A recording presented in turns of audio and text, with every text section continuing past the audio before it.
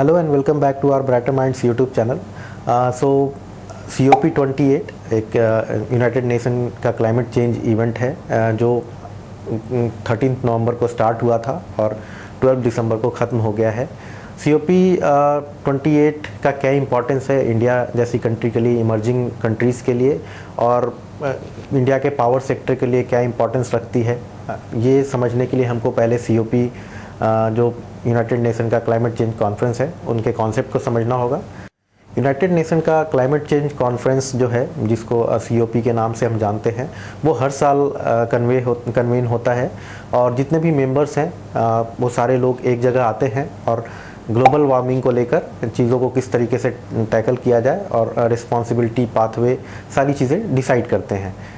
COP के 21st session के अंदर में, जहाँ पे पेरिस एग्रीमेंट हुआ था, उसके अंदर ये चीज़ें डिसाइड की गई थी। मेंबर्स जितने भी थे उन्होंने ये सारी चीज़ें डिसाइड करी थी कि ग्लोबल वार्मिंग जो है 1.5 डिग्री सेल्सियस इस सेंचुरी तक लिमिट किया जाए, उसको इंक्रीज़ करने से। उसके लिए रोड मैप्स तैयार किए गए थे, जहाँ पर इमिशंस को 45% से कट करने का टारगेट था 2030 तक, एंड नेट जीरो होने का टारगेट 2050 तक दिया गया था। हालांकि कई कंट्रीज़ ने अपने नेट जीरो होने के टारगेट्स को थोड़ा एक्सटेंड किया है, उसमें इंडिया भी है। इंडिया का मानना है कि वो 2070 तक नेट जीरो का जो लेवल है वो अचीव कर लेगी। नेट जीरो होता क्या है? बेसिकली इसमें ग्रीन हाउस गैस का जो इमिशन होता है वो क्लोज टू जीरो ले जाने की प्रिपरेशन होती है, और जो रिमेनिंग गैसेस जो इमिट हो रहे हैं उसके बाद वो एटमॉस्फेयर के अंदर में रीएब्जॉर्ब हो जाते हैं। At COP28 basically International Energy Agency ने रिन्यूएबल एनर्जी की कैपेसिटी को एटलीस्ट ट्रिपल करने की बात कही, तकरीबन 11,000 गीगावाट्स जो है 2030 तक करने की बात कही। हालांकि फॉर्मली इंडिया एंड चाइना ने इसको सपोर्ट किया, बट किसी भी तरीके की प्लेज को साइन करने से इनकार कर दिया है। बेसिकली इंडिया जैसी कंट्रीज़ के लिए किसी भी तरीके की प्लेज में कमिट कर पाना, डेफिनेटली साइन कर पाना एक डिफ़िकल्ट कॉल है। उसका रीज़न ये है कि इंडिया का मोर देन 50% जो डिमांड मेट होता है वो फॉसिल फ्यूल बेस्ड इलेक्ट्रिसिटी से होता है। तो इसको लेके जो गवर्नमेंट के अपने एक रिजर्वेशंस हैं वो ये हैं कि जब तक चीज़ें जो हैं बहुत without load shedding continuous power supply नहीं होती, तब तक इस तरीके की किसी भी प्लेज पे साइन करना एक इंडिया जैसी इमर्जिंग कंट्रीज़ के लिए एक गुड स्टेप नहीं हो। इंडिया के पॉइंट ऑफ व्यू से अगर चीज़ों को देखें तो तकरीबन 335 गीगावाट्स का पीक पावर का रिक्वायरमेंट होगा इन 2030, और इसको देखते हुए इंडिया ने पहले जो 50 गीगावाट्स थर्मल पावर ऐड करने की बात कही थी, उसमें 30 गीगावाट्स और ऐड कर दिए हैं, और गवर्नमेंट का जो टारगेट है वो 2032 तक 80 गीगावाट्स ऐड करने का है in terms of thermal power. हालांकि इंडिया के जो अर्लियर टारगेट्स थे कि नेट जीरो 2070 तक हो जाना है, उसको लेके भी काफ़ी सीरियसनेस है, और इंडिया अपने एनर्जी बास्केट को ग्रीनर अल्टरनेटिव्स की तरफ भी लेता जा रहा है, जहाँ पे रिन्यूएबल कैपेसिटीज़ भी काफ़ी फास्टर रेट से ऐड हो रही हैं। ग्रीन हाइड्रोजन की तरफ भी एक अच्छा इनिशिएटिव लिया गया है और गवर्नमेंट के पॉलिसीज़ उसको काफ़ी सपोर्ट कर रहे हैं। अगर इंडिया के पावर सेक्टर के पॉइंट ऑफ व्यू से चीज़ों को देखें तो इंडिया का जो पावर डिमांड है वो तकरीबन 5% CAGR से लास्ट 10 ईयर्स में ग्रो किया है, एंड उसके हिसाब से इंडिया की जो पावर डिमांड है वो एवरी ईयर बढ़ती चली जा रही है due to rapid urbanisation, due to requirement new age technologies like EVs, जहाँ पे इलेक्ट्रिसिटी का कंजम्पशन काफ़ी ज़्यादा होता है।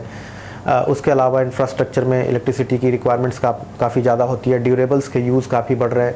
उसको लेके जो पीक डिमांड है, कहीं ना कहीं एनर्जी बास्केट के अंदर में थर्मल पावर को इग्नोर कर पाना थोड़ा डिफ़िकल्ट है। अदरवाइज़ रिन्यूएबल्स पे गवर्नमेंट का भी फोकस काफ़ी ज़्यादा है। CERC के अगर करंट रिपोर्ट को देखें तो जो इंस्टॉल्ड कैपेसिटी है इंडिया की वो 424 गीगावाट्स है, जिसके अंदर में फॉसिल फ्यूल जो है वो 200 प्लस गीगावाट्स के साथ है। तकरीबन 187 गीगावाट्स जो है वो रिन्यूएबल एनर्जी का है, और फर्दर एक सिग्निफिकेंट पोर्शन अभी इंस्टॉलेशन प्रोसेस के अंदर में है। तकरीबन 43% जो है वो renewable energy based production capacity जो है वो पावर का प्रोडक्शन है, रिमेनिंग जो है वो फॉसिल फ्यूल बेस्ड है। रिन्यूएबल एनर्जीज़ को लेके गवर्नमेंट की पॉलिसीज़ भी काफ़ी कंड्यूसिव है। 100% का एफडीआई गवर्नमेंट ने इसके अंदर में प्रोविज़न कर रखा है through direct route. And government ने ये भी डिसाइड किया है कि एवरी ईयर जो 50 गीगावाट्स के जो बिड्स हैं वो इनवाइट किए जाएंगे for the next 5 years. Government ने पीपीए के टाइमिंग के अंदर में भी रिडक्शन किया है। 25 ईयर्स का जो पीपीए होता था उसको 20 ईयर्स कर दिया है। गवर्नमेंट ने बिडर के बेस को भी वाइड करने के लिए उसके अंदर भी चेंजेस किए हैं। 10 मेगावाट्स एक सिंगल बिडर को बिड करने का अलॉटमेंट किया है, जो पहले तकरीबन 50 मेगावाट्स हुआ करता था।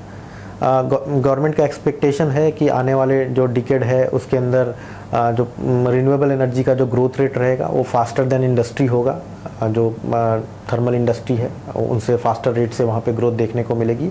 वो तकरीबन 9% के आसपास का एक एक्सपेक्टेशन है कहीं ना कहीं। स्टेट्स भी इन चीज़ों को लेके काफ़ी सीरियस है। उन्होंने भी तकरीबन कई स्टेट्स ने काफ़ी कंडीसिव पॉलिसी बना रखी है रिन्यूएबल एनर्जी को लेके, सोलर हो, विंड सोलर हो, ठीक है। स्टेट गवर्नमेंट्स का भी इस एनर्जी ट्रांजिशन में काफ़ी इम्पोर्टेंट रोल है। तकरीबन लगभग सारे स्टेट्स ने इसकी अपने हिसाब से पॉलिसीज़ फॉर्मुलेट कर रखी है रिन्यूएबल एनर्जी के फोकस को लेकर, चाहे वो सोलर हो, विंड हो, हाइड्रो हो, हाइब्रिड हो। कई टैक्स इंसेंटिव्स भी दे रहे हैं कई स्टेट्स। इन स्टेट्स में अगर हम देखें तो राजस्थान लीड करता है 21 गीगावाट्स की कैपेसिटी के साथ। सबसे ज़्यादा रिन्यूएबल जो कैपेसिटी है वो राजस्थान के पास है, और उसके अंदर में तकरीबन 80% जो है वो सोलर एनर्जी है। कि अदर पॉलिसीज़ भी काफ़ी कंड्यूसिव हैं। उसमें हम पीएम कुसुम योजना देखें या फिर रिन्यूएबल पार्क्स, मेगा पार्क्स बनाने का जो गवर्नमेंट की अपनी पॉलिसीज़ है वो एक रिन्यूएबल सेक्टर को बूस्ट देता है। सो बेसिकली इंडिया का नेट जीरो जो टारगेट है, जो इंडिया ने 2070 तक रखा है, उसको अचीव करने के लिए पूरा सारा गवर्नमेंट का रिन्यूएबल्स के ऊपर फोकस है। और आगे आने वाले जो आउटलुक है रिन्यूएबल सेक्टर को लेकर वो काफ़ी प्रॉमिसिंग है। ग्रीन हाइड्रोजन एक बहुत बड़ी सेगमेंट है जो इंडिया के इस ट्रांजिशन में काफ़ी हेल्प करने वाली है। ग्रीन हाइड्रोजन के अंदर में इंडिया एक ग्लोबल हब भी बनना चाहता है। बायो एनर्जी के पॉइंट ऑफ व्यू से भी अगर हम चीज़ों को देखें तो इंडिया काफ़ी फोकस्ड है उस अप्रोच को लेकर, चाहे वो इथेनॉल ब्लेंडिंग की बात करें, उसमें वो कनाडा और चाइना से कॉम्पीट कर रहा है इन टर्म्स ऑफ स्केल। और इंडिया थर्ड सबसे बड़ा मार्केट इथेनॉल के टर्म्स में हो जाएगा after Brazil and USA. So overall India का ग्रीन ट्रांजिशन जो है वो कई अपॉर्चुनिटीज़ प्रोवाइड करता है। कई कंपनियां उस सेगमेंट में काम करती हैं, उनके लिए काफ़ी प्रॉमिसिंग स्ट्रक्चर है। उन कंपनियों के विजिबिलिटी को लेकर देखें तो काफ़ी अच्छे आउटलुक्स हैं। ग्रोथ को लेकर देखें तो ग्रोथ की पॉसिबिलिटी भी काफ़ी दिखती है। सो इस वीडियो में हमने COP28 और इंडिया के ग्रीन ट्रांजिशन को लेकर फोकस किया है। एज एन एडवाइज़र हमारे कई कंपनियों के अंदर में एडवाइस भी हैं जो green energy sector, renewable energy sector से बिलोंग करते हैं। सो किसी भी तरीके की डिसीजन लेने से पहले आप अपने एडवाइज़र से सलाह लें। So thank you for watching this video and have a good day. Investment in securities market are subjected to market risks. Read all the related documents carefully before investing.